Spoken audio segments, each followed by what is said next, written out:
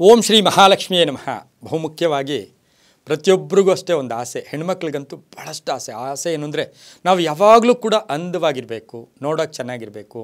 ನಮ್ಮನ್ನು ಪ್ರತಿಯೊಬ್ಬರೂ ಕೂಡ ನೀನು ಅಂದವಾಗಿದೆಯಾ, ತುಂಬ ಚೆನ್ನಾಗಿದೆಯಮ್ಮ ಅಂತಕ್ಕಂಥ ಮಾತುಗಳು ಬರಬೇಕು ಅಂತಕ್ಕಂಥ ಆಸೆ ಆಕಾಂಕ್ಷೆಗಳು ಈಡೇರುತ್ತಾ ಇರುತ್ತೆ. ಆದರೆ ನಮ್ಮ ಸನಾತನ ಧರ್ಮ, ನಮ್ಮ ಸಂಸ್ಕೃತಿ, ನಮ್ಮ ಪರಂಪರೆಗಳಲ್ಲೂ ಕೂಡ ಇದಕ್ಕೆ ಪ್ರಾಕೃತಿಕವಾಗಿ ಆಗ್ಬೋದು.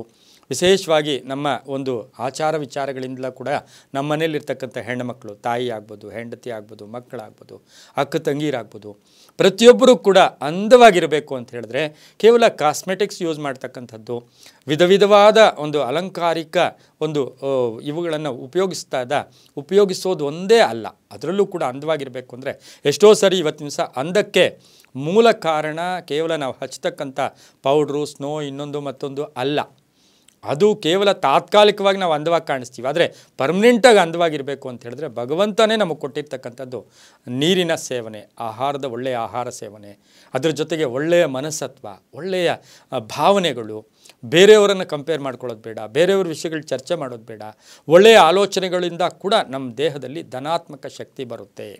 ಅದರ ಜೊತೆಗೆ ನಾವು ಮಾಡ್ತಕ್ಕಂಥ ಒಂದು ಯೋಗ, ಎಷ್ಟೋ ಹೆಣ್ಮಕ್ಳು ಇವತ್ತಿನ ದಿವಸ ಎಲ್ಲಕ್ಕೆ ಸಾಮಾನ್ಯವಾಗಿ ಯೋಗಗಳಲ್ಲಿ ಹೆಚ್ಚು ಮಗ್ನರಾಗಿರ್ತಕ್ಕಂಥದ್ದು ನಾವು ನೋಡಿದ್ದೀವಿ. ಅದರೊಂದಿಗೆ ಮಹಿಳೆಯರು ಅಂದವಾಗಿರಬೇಕು ಅಂದರೆ ಏನು ಮಾಡ್ಕೋಬೇಕು ಅಂತ ನಮ್ಮ ಶಾಸ್ತ್ರ ಹೇಳುತ್ತೆ. ಮಹಿಳೆಯನ್ನು ನಾವು ಚಂದ್ರನಿಗೆ ಹೋಲಿಸ್ತೀವಿ, ಪುರುಷರನ್ನು ಸೂರ್ಯನಿಗೆ ಹೋಲಿಸ್ತೀವಿ. ಆ ಚಂದ್ರ ಎಷ್ಟು ತಂಪಾಗಿರ್ತಾನೆ, ಚಂದ್ರ ಎಷ್ಟು ಒಳ್ಳೆಯದಾಗಿ, ಚಂದ್ರ ಅಂದ್ರೇನು ತಾಯಿ, ಚಂದ್ರ ಅಂದ್ರೇನು ಹಾಲು, ಚಂದ್ರ ಅಂದ್ರೇನು ತುಪ್ಪ, ಚಂದ್ರ ಅಂದ್ರೇನು ಮೊಸರು, ಚಂದ್ರ ಅಂದ್ರೇನು ಪುಷ್ಪ, ಎಷ್ಟು ಒಂದು ಸುಮಧುರವಾದ ವಸ್ತುಗಳಿಗೆಲ್ಲ ಚಂದ್ರನ ಹೋಲಿಸ್ತೀವಿ. ಅದೇ ರೀತಿ ಆ ಮಹಿಳೆ ಅಂದವಾಗಿರಬೇಕು ಅಂದರೆ ಸೌಂದರ್ಯವರ್ಧಕಗಳ ಜೊತೆ, ಸೌಂದರ್ಯವರ್ಧಕಗಳೇನಿದೆಯೋ ಅದನ್ನೆಲ್ಲ ಕೂಡ ನಿಮ್ಮ ಇಷ್ಟಕ್ಕೆ ಸಂಬಂಧಿಸಿರೋದು.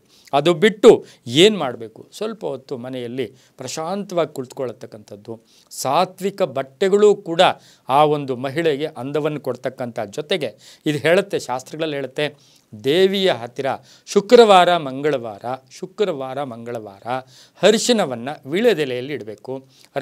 ರಾತ್ರಿ ಹೊತ್ತು ಒಂದು ದೇವಿಯ ವಿಗ್ರಹ ಇರ್ಬೋದು, ದೇವಿಯ ಫೋಟೋ ಇರ್ಬೋದು, ಶುಕ್ರವಾರ ಮಂಗಳವಾರ ರಾತ್ರಿ ಮಲಗುವ ಸಮಯದಲ್ಲಿ ವೀಳ್ಯದೆಲೆಯಲ್ಲಿ ಈ ಬೆರಳಲ್ಲಿ ಟಚ್ ಮಾಡಬಾರ್ದು. ಈ ಮೂರೂ ಬೆರಳಲ್ಲಿ 3 ಸಾರಿ ಒಳ್ಳೆಯ ಅರಿಶಿನ ತಗೊಂಡು ಆ ವೀಳ್ಯದೆಲೆಯಲ್ಲಿ ಇಟ್ಟುಬಿಟ್ಟು ಆ ಎಲೆಯಲ್ಲಿರ್ತಕ್ಕಂಥ ಅರಿಶಿನವನ್ನು ಆ ತಾಯಿಗೆ ಅರ್ಪಣೆ, ತಾಯಿಗೆ ಟಚ್ ಮಾಡಿ, ತಾಯಿಯ ಕೆನ್ನೆಗಿರ್ಬೋದು, ತಾಯಿಗೆ ಆ ಒಂದು ಅರಿಶಿನವನ್ನು ಇಟ್ಟು ಅದನ್ನು ಬೆಳಗಿನ ಜಾವ ಆ ಅರಿಶಿನವನ್ನು ಯಾರು ಶುದ್ಧವಾದ ನೀರು ತಗೊಂಡು ಕೆನ್ನೆಗಾಗ್ಬೋದು, ಕೈಗಳಿಗಾಗ್ಬೋದು, ಆ ಸ್ವಲ್ಪ ಒಂದು 3 ಸಾರಿ ಹಚ್ಕೊಂಡಿದ್ದೆ ಆದರೆ ಒಂದು ಶಕ್ತಿ, ವಿಶೇಷವಾದ ಶಕ್ತಿ ಹೊರಹೊಮ್ಮುತ್ತೆ ಅಂತ ಕೂಡ ಶಾಸ್ತ್ರಗಳು ಹೇಳುತ್ತೆ. ಮಂಗಳವಾರ, ಶುಕ್ರವಾರ ರಾತ್ರಿ ಇಟ್ಟಿದ್ದು, ಮಂಗಳವಾರ ಇಟ್ಟಿದ್ದ ಅರಿಶಿನವನ್ನು ಬುಧವಾರ, ಗುರುವಾರ ಉಪಯೋಗಿಸ್ಕೊಳ್ಳಿ, ಶುಕ್ರವಾರ ಇಟ್ಟಿದ್ದು ಶನಿವಾರ, ಭಾನುವಾರ ಉಪಯೋಗಿಸ್ಕೊಂಡಿದ್ದೆ ಆದರೆ ತುಂಬ ಒಳ್ಳೆಯದಾಗುತ್ತೆ. ಅದರ ಜೊತೆಗೆ ನಮ್ಮಲ್ಲೊಂದು ಮಾತು ಹೇಳುತ್ತೆ, ಓಂ ವಯೋವಸ್ಥ ವಿವರ್ಜಿತಾಯೈ ನಮಃ.